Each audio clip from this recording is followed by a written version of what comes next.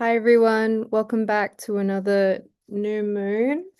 And this time we've got one in Aries in Ashwini Nakshatra, the very first nakshatra star of the zodiac. We've got energies of new beginnings coming in, despite moving through some of these last planets moving through Pisces and this endings energy. How is it landing for you? You'll notice that there's this push-pull energy and a desire to start something new while possibly feeling held back by something else. Uh, my name is Chelsea Madison of Chelsea Madison Evolutions Healing. This month we have the new moon at 9:51 p.m. Australian Eastern Daylight Time. So let me take you into the app so that you can see what we're looking at this month. All right, so as you can see, we've got this new moon happening here in Aries. That's the one here in Ashwini. And we've got Venus sitting here in Kritika, getting ready to move at 30 degrees into Taurus.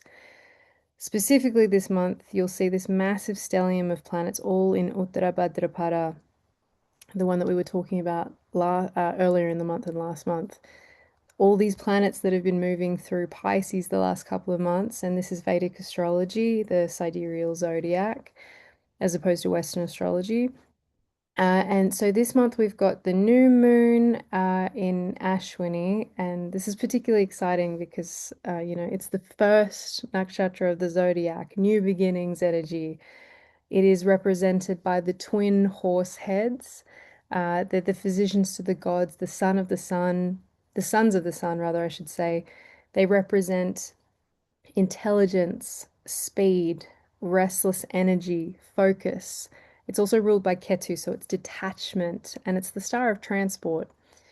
The ability to quickly reach something and heal, also represented by Sridra Vyapani Shakti, miraculous healing that can happen here. And I've got my own personal story that I want to share with you guys towards the end of this reading as well. It's also represented by prana. So, like a baby that is born, this first star, first sign of the zodiac, when a baby comes out, the first thing they do is take a breath, and it's usually in the form of a cry. So, you think about this impatient, feed me, sort of, new creation energy, ready to start their life, ready to go. Breathing will help balance this energy, especially with all this chaotic energy that's going on in Pisces at the moment. So I was thinking I might actually put up a video on my social media pages on how to do alternate nostril breathing. And that is a really great practice for balancing the heating and the cooling aspects in the body and bringing you back to wholeness. So as we move through, oh, and of course, I should mention that the sun here in Aries is exalted, and it will bring confidence, as opposed to the moon here, which will bring out an adventurous and impulsive nature. But together, it brings this energy of shooting first and asking questions later, kind of like get out of the way. I'm on a mission, So it can be quite brave, but sometimes it can be reckless. So it'll be interesting to see how that energy plays out for you this month. Now, I also want you to take note that we have the stellium of planets here, and in Pisces, it's all about subconscious clearing, endings, water themes. We've also got Graha Yuddha, which is a planetary war, and it's normally two planets when they come into conjunction. They'll all be at 13 degrees on the 19th of April, except we've got Mercury, Mars, and Saturn here. So bringing them all together, it's tension, friction, pressure, death, endings, themes that will come up. So it's something that we want to be mindful of. It's not a great time to go into heavy conversations. We will see things out on the collective level, but on a personal level, it's a time to pause and reflect. We'll also notice here that Mars won't leave Pisces until the 11th of May, so there will be this stop-start energy that will be playing out. more planets, these planets that are moving through the gandanta point. So anytime we have a water sign, Pisces to Aries, Cancer to Leo, Scorpio to Sagittarius, there are these knots here, karmic knots that come undone. So we've got all this energy moving through here. Saturn's a lot slower, so we've got Mercury and Saturn will move through, Mercury and Mars rather will move through there shortly. So there's more undoings that are coming through. We've also got this month Akshaya Tritiya, which is where the sun will be exalted also on the 19th of April. And that is where, so sun is exalted in Aries, but it will be exalted on the 19th, and the moon will be exalted in Taurus in its favorite star, Rohini. This is a great day for giving away donations. It's also a really good time for cleansing oneself, specifically bathing. And also, what did I have here? Starting new projects, of course, Aries energy, new beginnings. And of course, the strongest theme this month is fast beginnings, slow endings. So as we move forward, Ashwini is particularly well known for miraculous healing. So we might see in the collective medical breakthroughs, new beginnings, themes around oceans with this Pisces energy that's going on, floods and storms, subconscious fears, dreams, nightmares, warlike energy, and miscommunication. So just be aware that these things can happen. These readings are great in the sense that you can use them like a weather report so that you can decide how do you want to show up in the world and for yourself personally. We might not be in control of others, but we can always be in control of ourselves. As we move forward, so it's heavy karmic endings and new beginnings. Personally, you might find there will be emotional flooding. There could be a lot of emotions that come up. Be mindful of how you want to communicate. Restless urgency energies, emotional intensity, wanting to move forward, feeling held back. Deep clearings happening.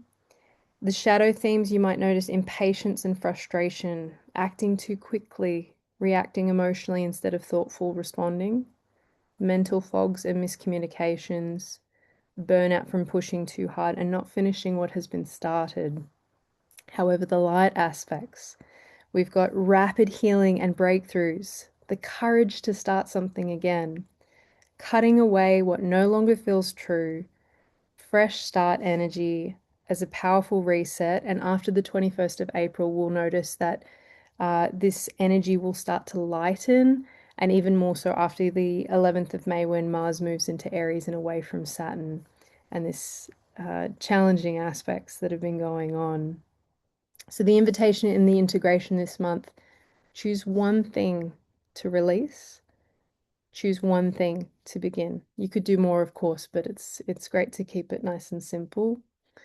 Act and move forward with intention, not impulsivity. A reminder, my mentor always says when emotions are high, intelligence is low.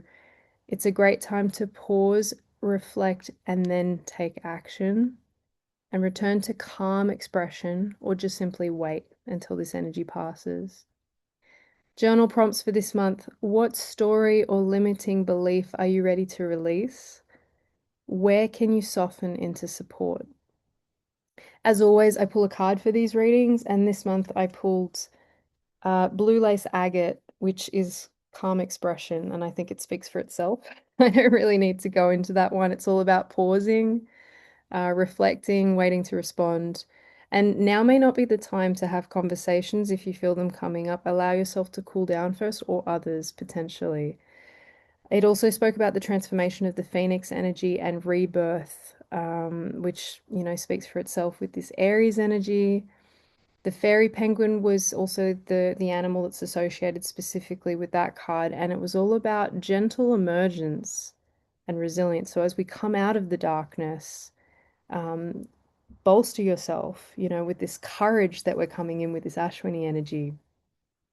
I also decided to pull another card this month. My mentor has this amazing deck called the Wise Woman Oracle by Joanne Antoon, and the card that fell out was Emergent Light.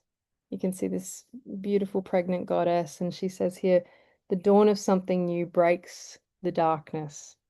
again, speaks for itself. I think it's really cool. So personally, this month, what I wanted to share was that in the last couple of months, with all this energy that's been going on, my son has been dealing with a particularly challenging health issue. And over this past week, with this Ashwini miraculous healings energy, we believe that we found the root cause of this issue. It's interesting because I also have a lot of Aries energy in my own chart. So I thought, this is really cool to see this coming through. But this heavy karmic endings and new beginnings energy that was coming through. And interestingly, my mentor said to me that there is a limiting belief that I've been holding on to that I need to release. So I just thought it's so cool. And I love sharing that, each time I do these readings so that people know that they're not alone and also how it's applicable to the astrology. So as always, I am a combined therapy cocktail master therapist. I'm also a Reiki practitioner. I offer deep dive clarity calls and I do Vedic readings. Go figure. So if you would like to gain some clarity and some insight into what you're going through at the moment, reach out at any time. Leave a comment below this video wherever you've seen it if it was helpful in any way. The new website should be up soon. I've been delayed. This energy that we've all been experiencing, but in my own life, with these challenges that my son's been going through. I'm also really excited to put out into the world. I'm working on a recipe book at the moment. I have my son is on the autism spectrum and struggles with food challenges for most of his life. And I've just been thinking lately, I used to be a personal trainer as well, and I'm really excited to put this together and put it out into the world. If that's something that interests you, especially here in the Southern Hemisphere, we're going into winter. So it's interesting when you switch around foods with different seasons and things like that as well, and making sure that you're getting all your nutritional needs met. And of course, other projects that I'm excited to be putting together and putting out in the world. Keep an eye out. The next moon we've got is on the 2nd of May. It's a full moon in Libra, which will be up here in Swati, which is the star of independence, and it's represented by a young plant ruled by the god of the wind. And it's all about being adaptable and resilient. So you can see how this is going to play into next month's reading. I'll just finish off by saying challenging endings are often doorways to miraculous beginnings. Please take care of yourselves, and I look forward to seeing you at the next reading. Thank you for joining me. Lots of love. Take care.